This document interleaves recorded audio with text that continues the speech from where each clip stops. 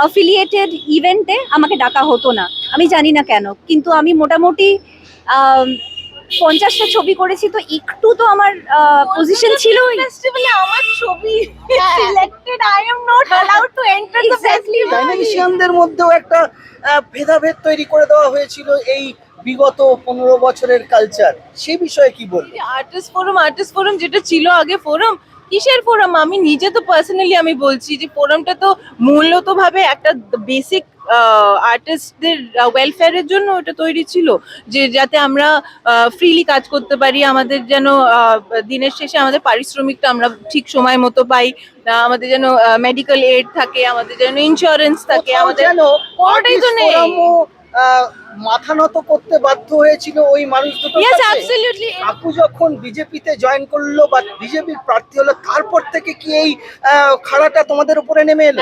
যখন আরজি কর হলো তখন কিন্তু একদম পথে নেমে প্রোটেস্ট করেছিলাম হিউম্যান রাইটসের তরফ থেকে, এবং হিউম্যান রাইটসের তরফ থেকে গোটা ভারতবর্ষে কেউ প্রোটেস্ট করতে সাহস করেনি, মহিলাদের হয়ে করেছিলাম।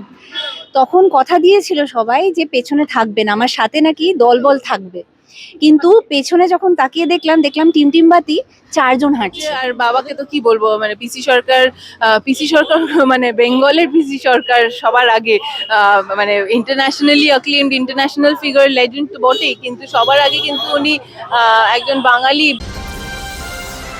আজকে একটু দুঃখের খবর যে আমরা চা খাওয়াতে পারলাম না এই মানুষ দুটোকে, তবে আমরা প্রমিস করছি যে পরের বার আমরা কোনো একটা চায়ের দোকানে বসেই আড্ডাটা মারবো, যদিও এটা চায়ের দোকান কিন্তু চাটা নেই আজ এই। চায়ের সাথে টাও থাকবে। রাইট, চায়ের সঙ্গে তো টা থাকবে। কি চায়ে কি কি ভালো লাগে? শুধু চা না, শুধু চামচাগিরিটা চাই না। ওয়াও, এই চামচাগিরি নিয়েই কিন্তু আজকের চর্চাটা হবে। এই টলিউডের যে চামচাগিরি চলছিল এই চলচ্চিত্র জগতে, তার বিরুদ্ধে সরব হয়েছে কিন্তু এই মানুষ দুটো। বহুদিন আগেই সরব হয়েছে, তাদেরকে নানাভাবে নানা রকমভাবে ব্যান করে রাখা হয়েছিল ছবির ক্ষেত্রেও এবং অন্য অন্য বিষয়ের ক্ষেত্রে। সে বিষয়ে আমরা একটু শুনে নেব। কোথা থেকে শুরু করবো, এদিকে না এদিক থেকে? যেদিক থেকে মনে হয়, কারণ এখন আর কোনো দিক নিয়ন্ত্রণ হবে না। হবে না তো? আচ্ছা, দিক নিয়ন্ত্রণ করতো কারা? এই 15 বছর ধরে কারা করছিল এই দিক নিয়ন্ত্রণ? আসলে 15 বছর যে টাইমটা এডিট করে ফেলে দেওয়ার মতো, এত গন্ডগোলের একটা সময় যেখানে শুধু ভোট ব্যাংকের প্রচার যে মানুষগুলো করবে তারা কাজ পাবে, এই ছিল নিয়ম। এবং শিল্পকলার মধ্যে এরকম একটা অন্ধ নিয়ম, কিন্তু রেজাল্টটা এটাই এনে দিয়েছে যে যেখানে যেই বাংলায় 300খানা ছবি হতো, সেই বাংলায় এখন 30টা ছবি হয়েছে। এই যে গোটা বছরে ছবির প্রোডাকশন এত কমে গেছে, এবং টেকনিশিয়ানস যারা রয়েছে তারা মোটামুটি বলতে পারি যে আর্টিস্ট তো অল্পই হয়, সেখানের থেকে টেকনিশিয়ান একটু বেশি হয়, তারা মোটামুটি সুইসাইডাল হয়ে পড়েছে। এবং এই জায়গা থেকে হ্যাঁ ডেফিনেটলি অনেক অভিযোগ এসছে সেই সব মানুষের কাছ থেকে, যারা রীতিমতো কন্ট্রোল করছিল অ্যাকর্ডিং টু ভোট ব্যাংক, যে কারা কারা কাজ করবে এবং কারা কারা কাজ করবে না। অ্যাকচুয়ালি কাজ শুধু তাদেরই করা উচিত যাদের মেরিট রয়েছে। যদি কেউ গুণী হয় তার কাজ পাওয়া উচিত, এবং যে গুণী নয় তাকে নিজের কাজটাকে ভালো করে শিখে আসতে হবে। এটা একমাত্র প্রসেস, এর বাইরে কোনো ওই চামচাগিরি চলবে না। শিল্পীরা তো ঠিক আছে, তাদের মধ্যে দলাদলি আছে, তাদের মধ্যে রেষারেষি আছে অবশ্যই, কিন্তু টেকনিশিয়ানদের মধ্যেও একটা ভেদাভেদ তৈরি করে দেওয়া হয়েছিল এই বিগত 15 বছরের কালচার, সে বিষয়ে কি বলবে?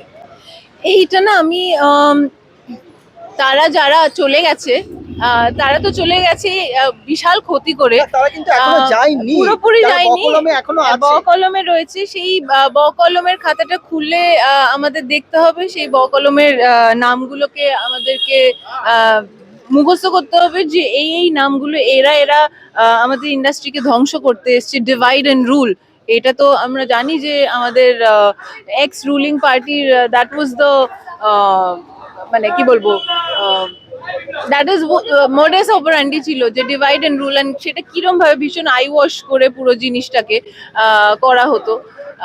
অশিক্ষিত লোক করে রাখলে, জম্বিজ তৈরি করে রাখলে, তো তাহলে ইউ ওন্ট থিঙ্ক, প্রশ্ন করবে না। তোমাদের দুজনকে বা তোমাদের পরিবারকে কোথাও যেন কাকু যখন বিজেপিতে জয়েন করলো বা বিজেপির প্রার্থী হলো, তারপর থেকে কি এই খাড়াটা তোমাদের উপরে নেমে এলো? অ্যাবসলিউটলি আমাদের পরিবারের সবাইকে প্রচন্ড ভাবে এটা নিয়ে ফেস করতে হয়েছে। আর বাবাকে তো কি বলবো, মানে পিসি সরকার মানে বেঙ্গলের পিসি সরকার সবার আগে, মানে internationally acclaimed international figure, legend তো বটেই, কিন্তু সবার আগে কিন্তু উনি একজন বাঙালি, বাংলার মানুষ। তো তাকে যখন সে মানে বেঙ্গলে পারফর্ম করতে পারছে না, যে মানে তার মায়ের কাছে আসতে পারছে না, মানে এর থেকে বড় দুঃখজনক ব্যাপার কিছু নেই। অ্যান্ড যেহেতু আমরা তার মেয়ে, তো অবভিয়াসলি এটা রোল ওভার করে আমাদের ওপর, রাগটাও আমাদের ওপর এসে পড়েছে। যদিও আমরা কখনো কোনোভাবে কি বলবো, we've never protested or said against anybody, বা মানে সেরকম ভাবে কিছু করিনি, বিকজ আমরা না, অ্যাটলিস্ট আমি যদি আমার নিজের পার্সোনালি বলি, I am a very peace loving person. আর আমি না শুধু নিজের কাজটা নিয়ে থাকতে ভালোবাসি, আমি নিজের কাজটা নিয়ে চর্চা করি, নিজের পারফরমেন্সকে কি করে বেটার করতে পারি, নিজের ক্রাফটটাকে আমি বেটার কি করে করতে পারি, আমি সেটা নিয়ে থাকতে পছন্দ করি। তুমি তো বোধহয় মার্শাল আর্ট So, থেকে শুরু করে অনেক কিছু করেছি, অনেক কিছু। তারপরেও এই ইন্ডাস্ট্রি তোমাকে সেভাবে ডিসকভার করলো না কেন? কারণ দেখো, এর মধ্যে না অনেক কিছু রয়েছে, এর মধ্যে ফেভারিটিজম জড়িয়ে রয়েছে। Nepotism সবাই আছে কি? নেপোটিজম করে, কিন্তু নেপোটিজমের থেকে বেশি এখানে বোধহয় ফেভারিটিজম রয়েছে। আর নেপোটিজম ব্যাপারটা ফার্স্টলি আমার একটু, বা তোমরা কি ওই দুই ভাইকে সন্তুষ্ট করতে পারোনি বলে? আমরা কখনো চেষ্টা করিনি তো। আমার একটা কথা বলার আছে, এটা আমি বলি। আমি কিন্তু একেবারে অন ক্যামেরা বলছি যে এই যে 15 বছরের মধ্যে আমি সেই স্বনামধন্য দুই ভাইকে কখনো আপফ্রন্ট দেখিনি। ইনফ্যাক্ট তাকে নিউজ চ্যানেলে দেখতাম সেলিব্রিটির মতো। আমার কার্ড উধাও হয়ে গিয়েছিল, সুতরাং আমি এখানে তোমার এসে, কিসের কার্ড ছিল? আমার আর্টিস্টের কার্ড ছিল, মানে এবং ফোরামের কার্ড ছিল? হ্যাঁ, এবং কোনো মিটিং এ, কোনো গভর্নমেন্ট অ্যাফিলিয়েটেড ইভেন্টে আমাকে ডাকা হতো না। আমি জানি না কেন, কিন্তু আমি মোটামুটি 50টা ছবি করেছি, তো একটু তো আমার পজিশন ছিল। ফেস্টিভ্যালে আমার ছবি selected, I am not allowed to enter the festival. তাই নাকি? এরকম ঘটনা ঘটেছে? ছবি তো চলছে, ফেস্টিভ্যালে সিলেক্টেড কম্পিটিশনে আছে, আমাকে ইনভিটেশন দেওয়া হচ্ছে না। আমার ডিরেক্টর বলছে, দাঁড়া মমতাজ, আমি কার্ড জোগাড় করছি।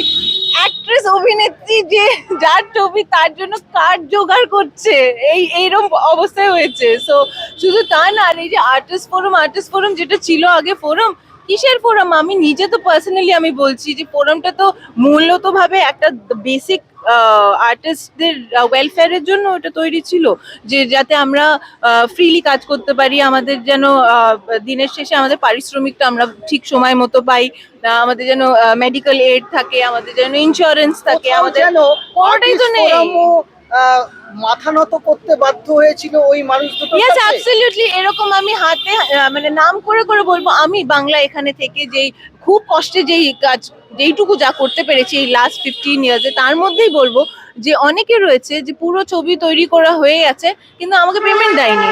আর যখন আমি পেমেন্টটা পাইনি, সেটা নিয়ে যখন তাদেরকে বলছি দিচ্ছি মানে দেবো, artist forum কে বলছো? না, প্রডিউসারদের যখন Producer বলছি, তো আলটিমেটলি যখন তারা কিছুই করছে না, so what is my respite? আমি আর্টিস্ট ফোরামকে বলবো যে দেখো, আমার সাথে এরকম হয়েছে, আমি কাজটা পুরো করে দিয়েছি, মুখ বুঝে পুরো কাজ, ইনফ্যাক্ট এক্সট্রা সেটা কোন দিন দিয়ে সালের করেছি। দিস উইল বি এই মানে লাস্ট 10 ইয়ার্স এর মধ্যেই, সরি, হ্যাঁ, লাস্ট 10 ইয়ার্স এর মধ্যেই হয়েছে। ইনফ্যাক্ট আরেকটা তো রিসেন্টলি হয়েছে, আমি ওটা নিয়ে বলাই ছেড়ে দিয়েছি, কারণ my past experience has taught me that ফোরামকে আমি চিঠি পাঠালাম, ফোরাম খুব অ্যাক্টিভলি সেটাকে নিল, যে ঠিক আছে মমতাজ, দাঁড়াও দেখছি আমরা। করে ডিরেক্টর প্রডিউসারদের সাথে একটা মিটিং করলো, করে তাদেরকে বলা হলো যে এই কি করছো, ওর পেমেন্টটা দিয়ে দাও, তোমরা তো ছবি শেষ করে ফেলেছো, এবার পে হার রেমিনারেশন। করে হ্যাঁ করে সেটা ইম্পাতে শিফট ওভার করলো। ইম্পা আবার সেটা আর্টিস্ট ফোরামে শিফট করলো। মিটিং গুলো খালি পিং পং বলের মতো এদিক ওদিক হলো। আজ পর্যন্ত আমি আমার টাকাটা পাইনি, আমি রেমিনারেশনটা পাইনি। রিসেন্ট আবার আরেকটা কাজ, সেই কাজটা যদিও 4 দিন আর এখনো শুটিং বাকি রয়েছে, প্রডিউসাররা যারা সবাইকে পেমেন্ট করা হয়ে গেছে, শুধু আমার পেমেন্টটা বাকি রয়েছে। এটা বারবার কেন হয় আমি জানি না, যে সবাই টাকা পেয়ে যায়, শুধু আমি টাকাটা পাই না। হ্যাঁ, এটা একটা অদ্ভুত রকমের মানে এটা আমার এই বিষয়ে প্রশ্ন আছে। গতকাল আর্টিস্ট ফোরামের এক সময়ের জেনারেল সেক্রেটারি অরিন্দম গাঙ্গুলি আমার পডকাস্টে ছিল, এবং এই যে দুই ভাই মিলে যে টোটাল এই ইন্ডাস্ট্রিটাকে কিভাবে নিজের কুক নিজেদের কুক্ষিগত করেছিল সেই বিষয়ে মুখ খুলেছেন অরিন্দম গাঙ্গুলি। এটা আপনারা দেখতে পাবেন আর কয়েকদিনের মধ্যেই, আমরা অনওয়্যার করব। আচ্ছা, কোথাও কি খুব গর্ব ফিল হচ্ছে যে তোমার বাবা প্রথম সেই বিজেপি ক্যান্ডিডেট, যা যে মাথা উঁচু করে বিজেপিটা করেছিল এবং ক্যান্ডিডেট হয়েছিল? দেখুন একটা জিনিস হ্যাঁ, যে এই গর্ব তো definitely we are very proud today যে লোকে জেগে উঠেছে। বাবা কিন্তু যে আমি হঠাৎ একদিন সকালে উঠে আমি আজকে পলিটিক্স করব, আমি আজকে ভোটে নামবো বলে যে উনি নেমে পড়লেন তা কিন্তু না। ওটা কিন্তু সেন্টার থেকে মোদিজি নিজে হাতে বেছে বাবাকে পিক চুজ করে বলেছিলেন Right. যে আমি চাই যে আপনি দাঁড়ান এর জন্য। মোদিজির আইডিওলজি, ওনার পিওভি, ওনার যে বক্তব্য, উনি ইন্ডিয়াকে যেই জায়গায় দেখতে চাইছেন, ওনার সেই ভিশনটার সাথে আমরা একমত ছিলাম বলে, পিসি সরকার একমত ছিল বলেই কিন্তু উনি ইয়েস করে এগিয়ে গিয়ে দাঁড়িয়েছিলেন। আর সেটার কিন্তু ব্যাকল্যাশ আমরা বিভৎসভাবে ভুগতে ফেস হয়েছে। করেছি। এখনো কিন্তু কিছু না কিছু ভাবে কিন্তু এখনো ভুগছি। সো বাট আমরা ভিশনটা তখনই দেখতে পেয়েছিলাম, উই কুড রিলেট টু ইট, তাই জন্যই আমরা ঝাঁপিয়ে পড়েছিলাম। তো আজকে গর্বের ব্যাপার এইটাই যে বাকি লোকেদেরও চোখ খুলে গেছে, ঘুম ভেঙে গেছে, আর তারাও এখন রিয়েলাইজ করছে। তো গর্বটা সেখানে। এই যে কলেজের মধ্যে থেকে টাকা বেরোচ্ছে, তাও আবার কয়েক বছর আগেকার টাকা, এই দুর্নীতিগুলোকে কি কখনো মনে হচ্ছে না যে বাঙালি হিসাবে আমরা কতটা নিচে নেমে গেছি বা কতটা স্খলন হয়েছে আমাদের? দেখুন যখন আরজি কর হলো তখন কিন্তু একদম পথে নেমে প্রোটেস্ট করেছিলাম হিউম্যান রাইটসের তরফ থেকে, এবং হিউম্যান রাইটসের তরফ থেকে গোটা ভারতবর্ষে কেউ প্রোটেস্ট করতে সাহস করেনি, মহিলাদের হয়ে করেছিলাম।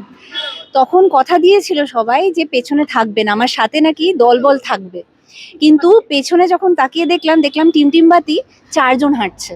বলেন তো কি? হ্যাঁ, এই রিয়ালিটির মধ্যে দিয়ে এবং এই যে 15 বছর আমার বাবা যখন মোদিজি শপথ নেন তখন আমার বাবা দিল্লিতে গিয়েছিলেন, সেই সুন্দর মধুর মোমেন্ট আমরা উপভোগ করেছিলাম। এবং তারপরে যখন উনি আরামবাগের হয়ে ক্যান্ডিডেট হন, হুম। সেই সময়টাতে যে রিগিং হয়েছিল, সেই সময়টার মধ্যে দিয়েও কিন্তু একটা, হ্যাঁ সরি আরামবাগ বলছি, বারাসাতে, ভেরি সরি।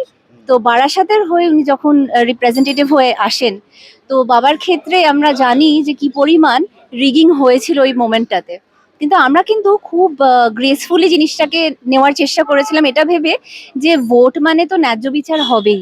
কিন্তু এই যে ভোটের পেছনে যে নোংরামিটা হলো, সেটা আমরা জানতাম যে আজ না হোক কাল, কাল না হোক পরশু, জনগণ তো আর বোকা নন, তারা কিন্তু সবই বোঝেন। তো তারাই বুঝিয়ে দিয়েছেন যে অ্যাকচুয়ালি এখানে কি হয়েছে, এবং জাদু যে দেখানো যায় তাদের পক্ষ থেকেও সেটা কিন্তু বুঝিয়ে দিয়েছেন। তো সেই ক্ষেত্রে আমি এটাই বলবো যে এই যে ভোটে দাঁড়ানো এবং রিপ্রেজেন্ট করা নিজের দেশকে, কোনো আইডিয়ালকে, এটা একটা ভীষণ সুন্দর ব্যাপার। তার মধ্যে যদি এতটা একটা বিচ্ছিরি রকমের পলিটিক্যাল কালার ঢুকিয়ে দিয়ে এই যে বয়কট, ব্যান, অন্যকে অপদস্থ করা, সুইসাইডাল করা, রেপ করা, তারপরে টাকা চুরি করা, মানে বোধহয় এন্ড লিস্টের কোনো এন্ড নেই। এটাতে আমরা হাঁপিয়ে উঠেছি এবং সবাইকে, মানে যারা যারা এখানে অপদস্থ হয়েছেন তাদের সবার সাথে আমরা খুবই ফিল করছি যে তারাও খুব খুব কষ্টে আছেন। তো সেই কারণে আমরা কষ্টটা শেয়ার করছি এই মুহূর্তে, এবং এইটা বলছি যে আমাদের দিনটাকে এবার ঘোরাতে হবে, নিজেদের হাতে রয়েছে সমস্তটা। এখন অ্যাটলিস্ট আমরা কথা বলতে পারছি, এর আগে আমরা কথা বলতে ভয় পাচ্ছিলাম, কারণ কি জানি কি ঘটতে পারে ভেতর থেকে। এই যে কি জানি কি ঘটার একটা সাসপেন্স, এইটা গেছে, এটাতেই আনন্দটা হচ্ছে। এই যে পাল্টি খাচ্ছে এখন সব রং বদলাচ্ছে, তাদের উদ্দেশ্যে কিছু বলবে না? গিরগিটি নিয়ে কি বলবো আর, একটা জিনিসই তাদেরকে একটা সংগ্রহশালা করার প্রয়োজন আছে গিরগিটিদের? আমার মনে হয় যে দেখুন ক্যামিলিয়ান রং পাল্টাবে, হ্যাঁ, এবং এটা দেখতে বেশ সুন্দর লাগে, কিন্তু যখন বাস্তবে কেউ রংটা আইডিয়াল ছাড়া পাল্টায়, মানে ধরুন আমার একটা মেরুদণ্ড রয়েছে কিন্তু সেটা জেলির মতো এদিক ওদিক হাওয়ায় ভাসছে, এইটা দেখতে ভালো লাগে না। মানুষ মাত্রই কিন্তু তার একটা মেরুদণ্ড হবে এবং সে দু পায়ের উপর দাঁড়াবে, সুতরাং ওই জেলি মেরুদণ্ড আমরা দেখে অভ্যস্ত নেই, তার থেকে ভালো তারা ক্যামিলিয়ান গ্রুপেই চলে যায়। মেরুদণ্ড কি খুঁজে পাওয়া গেল? এটা খুব কন্ট্রোভার্সিয়াল একটা ব্যাপার বললি, কিন্তু she didn't mean it the way আপনারা কয়েকজন ভাবছেন, সেটা কিন্তু বলেনি ও। নাকি বলেছে? সেটা মৌবনি বলতে পারবে। বাট না, এই যে মেরুদণ্ডহীন খুঁজে যেটা পাওয়া গেছে রয়েছে, মানে খুঁজে পাওয়া গেছে, মানে জিনিসটা এখনো কি বলবো, ক্রমশ প্রকাশ্য আমার মনে হয় পুরো সিচুয়েশনটাই। কিন্তু হ্যাঁ, একটা জিনিস রয়েছে যে এই যে যারা রং পাল্টাচ্ছেন, আমি পুরো জিনিসটাকে খুব পজিটিভলি দেখতে চাইছি। কারণ এটা সেরকম ভাবে না দেখলে আর ডুবে মরা উচিত আমাদের সকলের। কারণ পরিস্থিতিতে যেরকম, মানে হোয়াটস নেক্সট। বাট না, এটাই করব যে আশা করছি যে তাদের ওই কুম্ভকর্ণের ঘুমটা বা যেই ইগনোরেন্সটা, সেটা সেটা ভেঙে তারা চুরমার করে ওই মানে কি বলবো, কাঁচের বাক্সটা থেকে ভেঙে বেরিয়ে এসে they have realised where they were going wrong, and so they are trying to be a better person and they're trying to do the right thing. But having said that, কতজন সত্যি সেটা করছে, এইটা এবার আমাদের জনগণের ওপর এই দায়িত্বটা, এটা আমাদের সকলের ওপর দায়িত্বটা, যে we might forgive but we don't forget. So don't last প্রশ্ন, forget. রাজনীতিতে কি আসবেন? আমার যেটা মনে হয় যে এই প্রশ্নটা অনেকে করছে এখন, এবং স্পেশালি যারা নিজেদের ভয়েস ভয় না পেয়ে, এই যে যখন পাপিয়া অধিকারীর সাথে আমার বাবা এইবার ওই অরূপ স্বরূপ বিশ্বাসের যখন জিনিসটা টার্ন করছে, সেই মোমেন্টে যখন র্যালিতে গিয়েছিলাম, আমরা কিন্তু গিয়েছিলাম জাস্ট একটা কারণে, আর সেটা হচ্ছে কোনো পলিটিক্যাল পার্টিকে তার অ্যাপ্রুভালের থেকেও বেশি মানুষের পাশে থাকতে।